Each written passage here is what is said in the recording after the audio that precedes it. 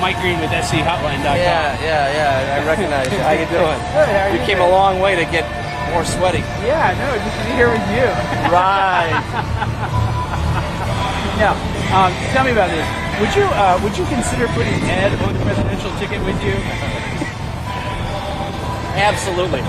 Along with Bill Gates, who is funding that, as we know. Right. I'm a former school board president, and my mother was a Chicago public school teacher, so I've seen education in this country from both sides. And if Ed is all about the idea that we got to spend more money on education without changing the structure, I'm not buying it. Einstein said that the definition of insanity is to do the same things over and over again and expect a different result. And that's what we do in this country on education. And Bill Gates should know this, although Bill Gates owns a monopoly. But if Ford Motor Company were nice to see you. If Ford Motor Company were the only car company in America, we'd still be driving black Model Ts. Right. And our problem is that we've got a government school monopoly that isn't dedicated to innovation, it isn't dedicated to excellence, it isn't dedicated to efficiency. It's dedicated to keeping the bureaucracy going. It's dedicated to peace with the teachers' unions and preventing any kind of merit pay or incentive structure. Tell me what excellent business, tell me what excellent profession totally throws merit pay out the window. No one would do that. And if you talk to teachers, initially they like the idea because I tell teachers, I want to see teachers paid like rock stars and baseball players. And their eyes get as big as quarters, and they say, wow, Alex Rodriguez makes what, $20 million a year? I like that.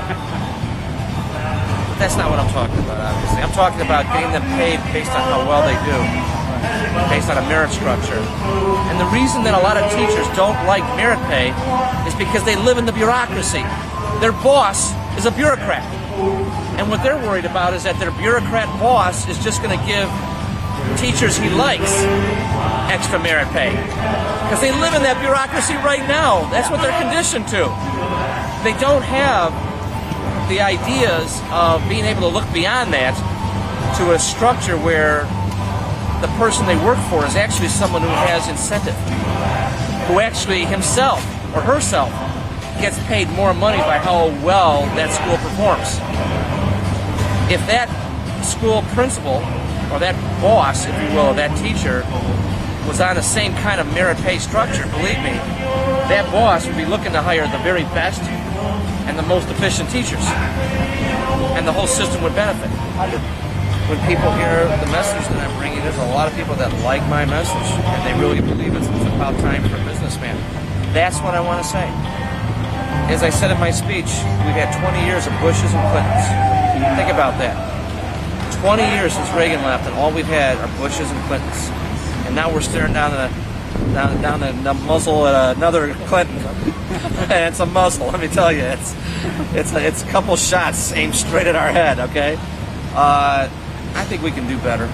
And I am going to challenge the people of South Carolina to look and to do something different. And a businessman who's had the dedication, I think, to these issues and has done the work I had, I think it's a good alternative for people to look at. I'm not the only businessman in the country that could do this.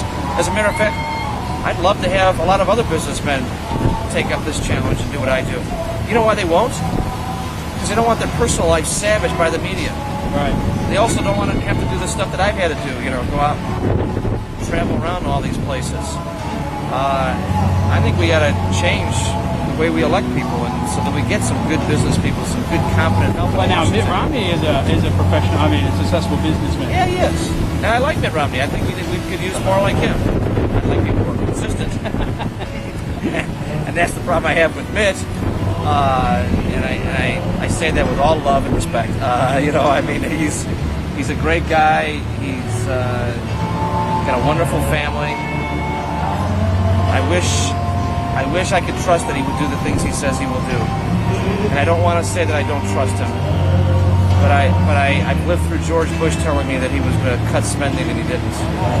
And I've lived through George Bush telling me he was going to cut government and he didn't.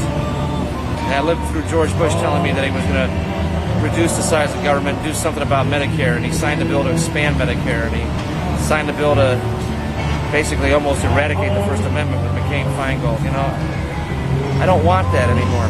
I want someone I can know is going to do the right thing, and I hope it's that guy, but I don't think it is, and that's why I'm out here.